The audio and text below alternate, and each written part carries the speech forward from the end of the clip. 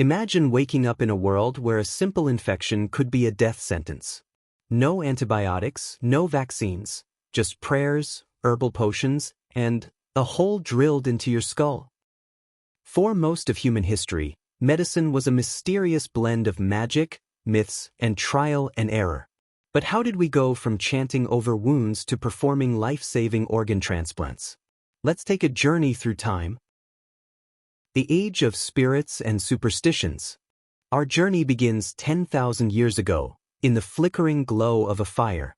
A healer grinds herbs while a shaman dances, calling upon spirits to heal the sick. In many ancient cultures, illness was believed to be a curse, a punishment from the gods, or an attack by evil forces. One of the earliest medical procedures? Trepanation, where doctors drilled holes in a patient's skull, possibly to release bad spirits. Yikes. But some early civilizations took a more scientific approach. Ancient civilizations and the first doctors. In ancient Egypt, priests doubled as doctors, writing down hundreds of remedies on papyrus scrolls, like the Ebers Papyrus, one of the oldest medical texts. They believed the body had channels, much like the Nile River, and sickness was caused by blockages. Well, they weren't completely wrong. Meanwhile, across the Mediterranean, Hippocrates, a Greek physician, had a bold idea. What if diseases weren't punishments from the gods, but had natural causes? He developed the Hippocratic Oath, which doctors still follow today, and introduced humoral theory, the belief that the body was balanced by 4 fluids: blood, phlegm, yellow bile, and black bile. Spoiler alert, this was wrong, but it shaped medicine for centuries. The Dark Ages and the Black Death. Then came the Middle Ages, when scientific progress slowed and superstition took over again. Hospitals were run by religious orders, and the main treatments were prayer, bloodletting, and hoping for the best.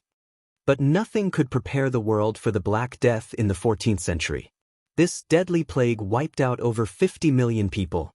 Doctors, dressed in creepy bird-like masks filled with herbs, had no idea what caused the disease. Spoiler, it was bacteria carried by fleas on rats. But in the East, Islamic scholars like Avicenna were keeping ancient knowledge alive. His book, The Canon of Medicine, became the medical Bible for centuries. The Renaissance, a new dawn for medicine. Then came the Renaissance, a time of art, discovery, and dissecting dead bodies. Doctors like Andreas Vesalius challenged old ideas by studying real human anatomy, leading to huge breakthroughs in surgery. And in 1628, William Harvey discovered how blood circulates through the body. But perhaps the biggest game changer? Vaccination. In the 18th century, Edward Jenner noticed that milkmaids who had cowpox didn't get deadly smallpox. So, he tested an experiment, infecting a boy with cowpox and then exposing him to smallpox. And it worked. The world's first vaccine was born. The age of science and germs. Fast forward to the 19th century, where one scientist changes medicine forever: Louis Pasteur. He discovered that tiny, invisible germs cause disease. Thanks to Pasteur's germ theory, doctors finally understood that washing hands and sterilizing tools could save lives. This led to antiseptic surgery by Joseph Lister, making hospitals much safer. And then we got our very first antibiotics. In 1928, Alexander Fleming accidentally discovered penicillin, the first antibiotic, which revolutionized medicine.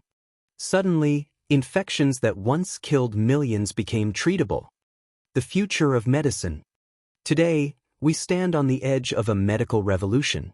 From DNA sequencing to robotic surgeries and AI-powered diagnostics, medicine is moving at lightning speed.